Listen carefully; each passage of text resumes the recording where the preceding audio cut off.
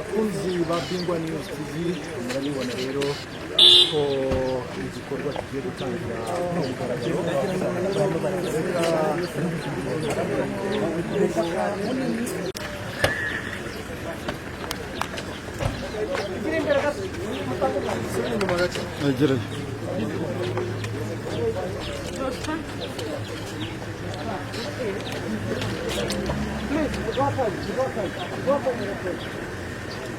muraduhinzira baratironga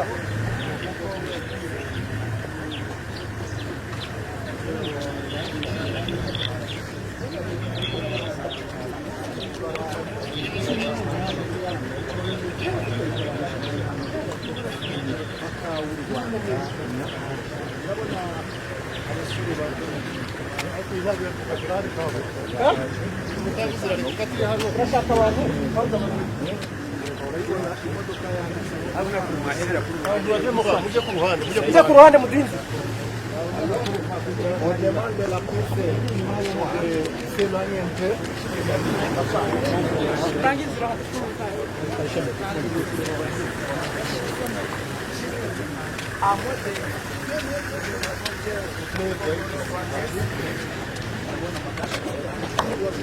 ceux qui connaissent bien, ceux qui de l'autre côté, vous allez connaître après.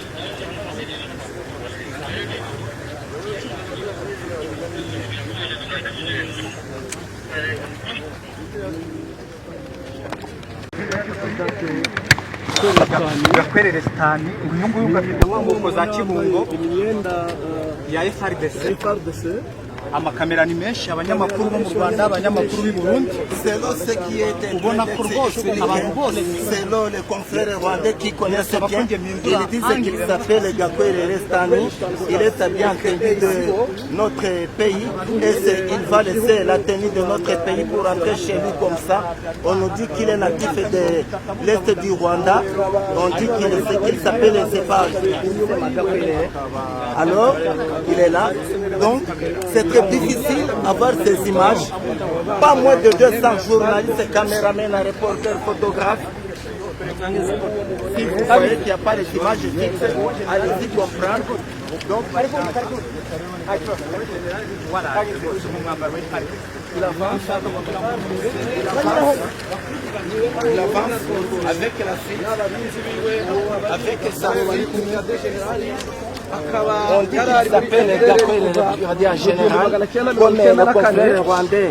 tukaba tuzi yuko cyeko jenoside yakorewe abatutsi yakoreye aho yavukiye, aho akaba ari kumwe na bo bamurindaga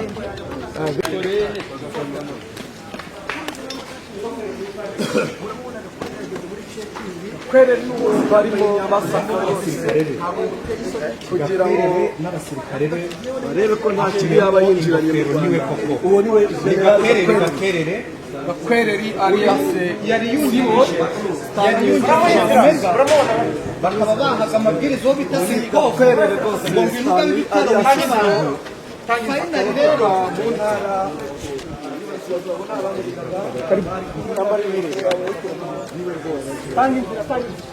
generali wa FPR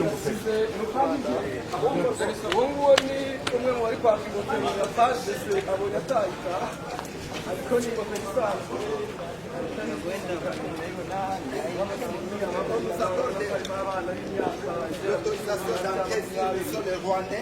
bakaba aribo babanaga nawe barabujijwe. tangira muhaka abapolisi bakora akazi kabo Mujye nyuma yako. turashaka mugani nyuma. Le contrôle. Il sera contrôlé.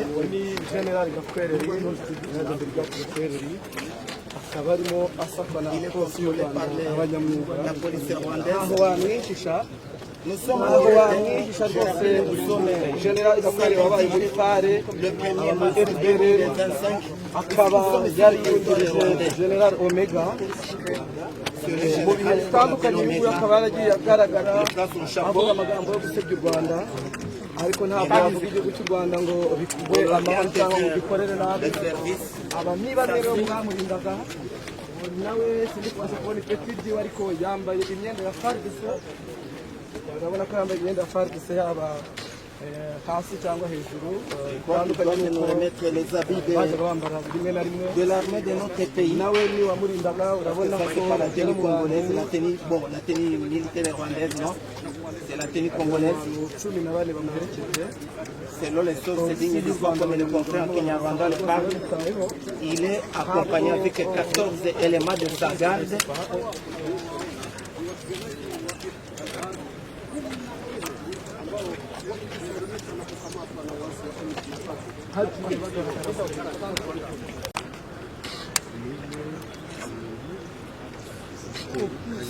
Monsieur dit.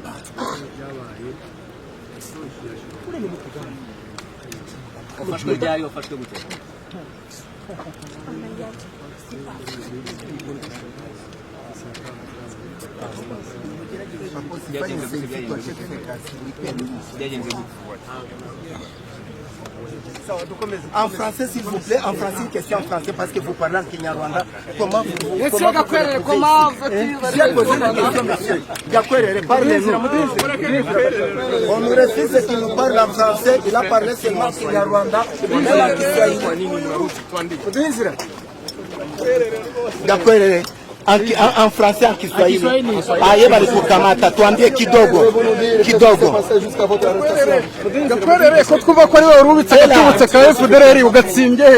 Parlez-nous Gakwere. Amafaranga ya wafashwe n'abandi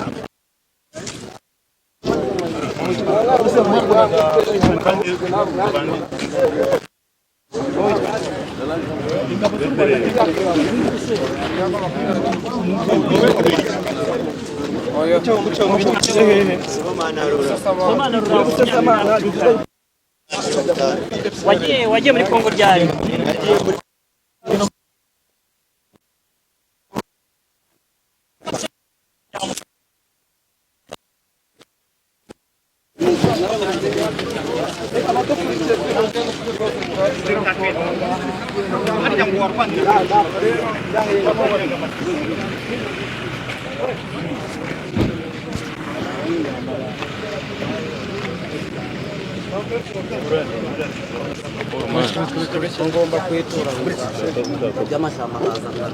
iby'amashyamba ukabireka wari ripotinze cyangwa wafashwe amateka aba rero babatwaye ariko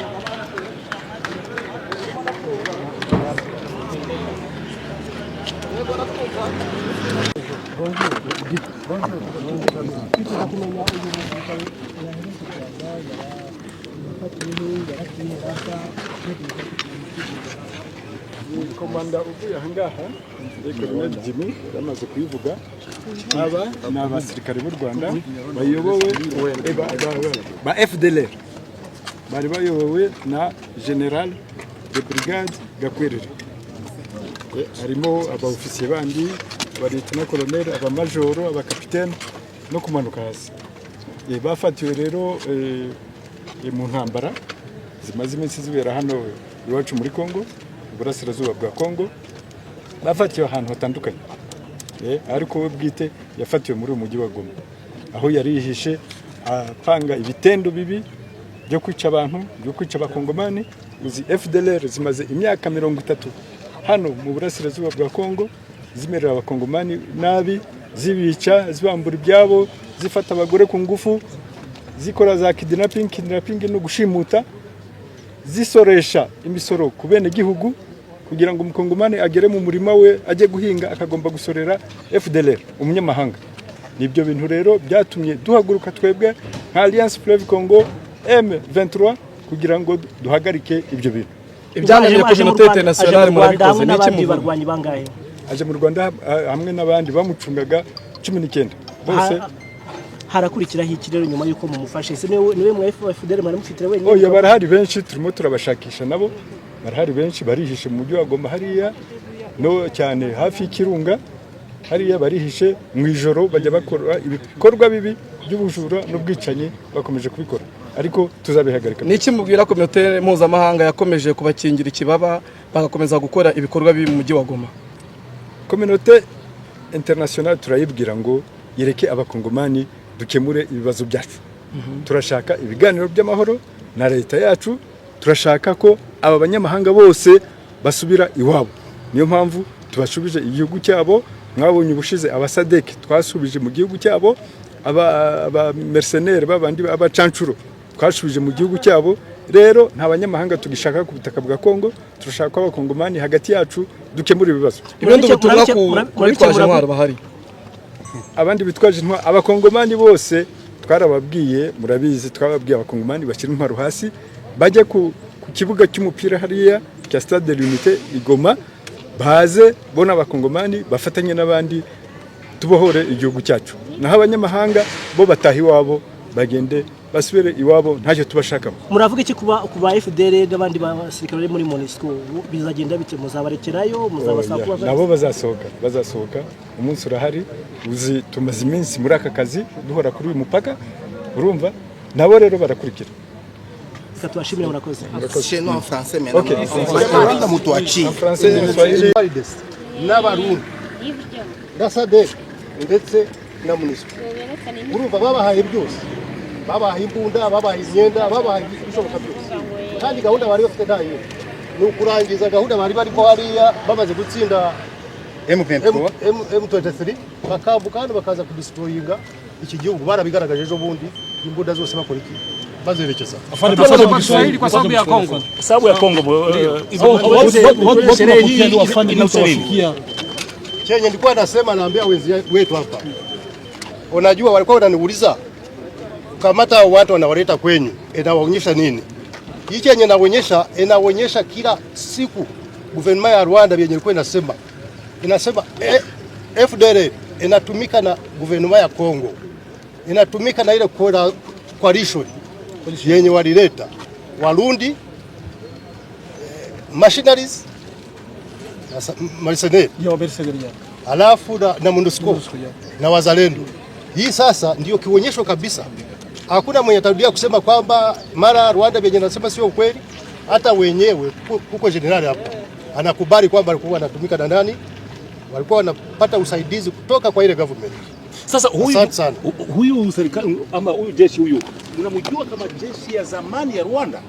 Huyo tunamjua kama jeshi ya Rwanda. Alitoka hapa wakati yuko daraka aliyetona na aliwacha amefanya mazambi hapa na wenzi yake wenye hatujapata. Message gani unayo kwa wale? Ujumbe gani? Ujumbe nasema kwa wale wenye wamebaki wanakimbia kwa mapori hapa, hata wengine wako nchi jirani, nawaambia kwamba mazambi ya genocide uchukua ulifanya genocide hiyo hezeike. Wewe unaweza kazeika, lakini vile umefanya hetazeika. So advice yenye nawapatia warudi kwa uzuri. Hata wengine wanakuja tunawapokea, anakuja naenda mbele ya justice, ama kuna wenye wanamuuliza anamalizia, alafu tunampeleka kwa rehabilitation center, wanamfundisha kwa society kwa Rwanda. Vijana wamezaliwa Kongo. Lakini hiyo sikia, hiyo tumeongea. Namna wametukabidha hao watu hapa. Nenda kwa kabisa wakubwa wengine. Waanze kufanya screening. Wajue ni watu gani wanastakiwa kwa genocide.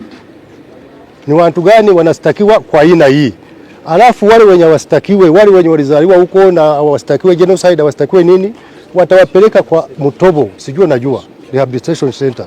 Waende wawafunze, baadaye ya kuwafunza, warudi kwa society, wafanye kazi kama Wanyarwanda wengine. Lakini afande, kwanza hii tukio M23 kuleta hawa watu, serikali ya Rwanda, jeshi ya Rwanda, ninyi mmechukua namna gani? Tuelezee hii tukio.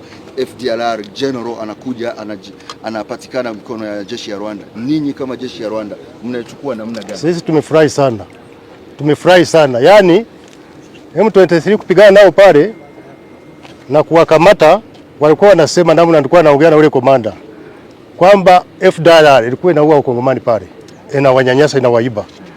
Lakini vyenye nafanya pale ndio vyenye ilikuwa inapanga kufanya nini? Kupanga, ilikuwa inapanga kufanya Rwanda. Sasa maana yake kwa ufupi, sisi kazi yetu imekuwa rahisi. Wametusaidia sana na tunafurahi. Asante sana. Jina lako hili ndio hii.